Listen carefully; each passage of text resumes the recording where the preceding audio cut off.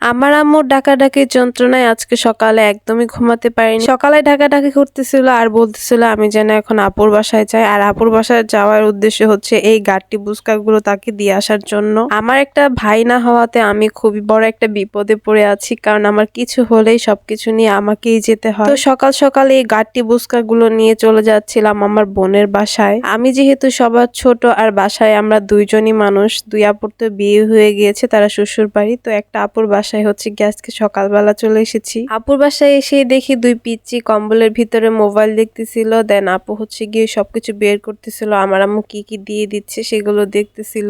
তো এখানে সবকিছু সে বের করতেছিল, যদিও এবার তেমন কিছু দেয়নি, কয়েকটা জিনিস পাঠাইছিল, তার জন্যই আর কি আমাকে একদম সকাল সকাল ডাকা। এর মাঝখানে কয়েকটা পিঠা পাঠাইছিল, যার কারণে কিন্তু সকালে আসা পিঠা কিন্তু সবাই সকালবেলায় খায়। তারপরে এই তো আপু সবকিছু খুলে খুলে দেখতেছিল, দেন ভাবলো যে এগুলো সব রান্না করে ফেলে, যেহেতু গরু গোশত এনেছিল ওইগুলো হচ্ছে গিয়ে এখনই রান্না করে ফেলবে একদম ফ্রেশ।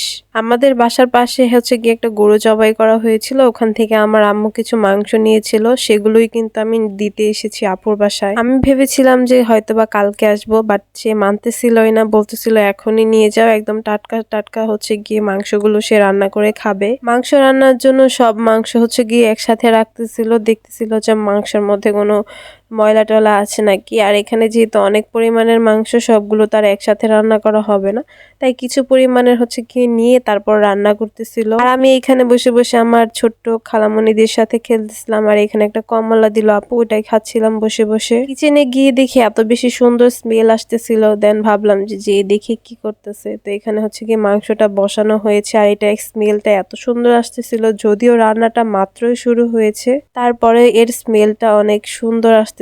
আর আমি গিয়ে দেখতেছিলাম যে আপু কিভাবে রান্না করে। আমি সকালে তেমন কিছু খেয়ে গিয়েছিলাম না, এর জন্য হচ্ছে গিয়ে আমি ব্রেড খাচ্ছিলাম এখানে জেলি দিয়ে, একটু খিদা লেগেছিল তো সেজন্য।